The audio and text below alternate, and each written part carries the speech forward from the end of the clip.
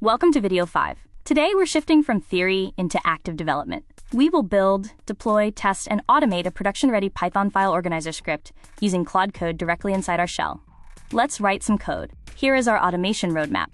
We'll start by locking down the script specs. Then prompt Claude to generate dynamic path mapping logic, verify the system through native tests, and schedule it automatically on our operating system. Let's define the script specs. Our automated tool must sort files based on standard file extensions, skip hidden directories, resolve duplicate naming conflicts safely by adding timestamps, and document execution steps. First, we set up a dedicated workspace directory. This isolates code execution and ensures our local system is safe. We then run guo/init to seed our claude.md file, anchoring Claude with standard Python style and test execution rules. With the context initialized, we deliver our instructions to Claude Code.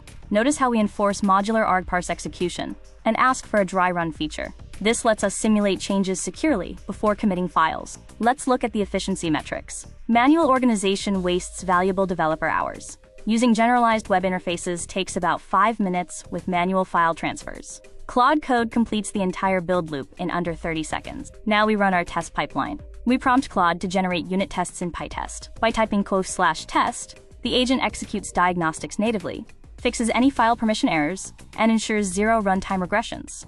Our organizer is fully optimized. To automate cleanup, ask Claude Code to output a Unix cron or Windows Task Scheduler schedule. This runs your cleanups automatically while generating standard log summaries. Here is your deployment checklist. Ensure you isolate testing paths, include dry run configurations, execute PyTest testing before deployment, and write automated logs to audit background actions. Fantastic job!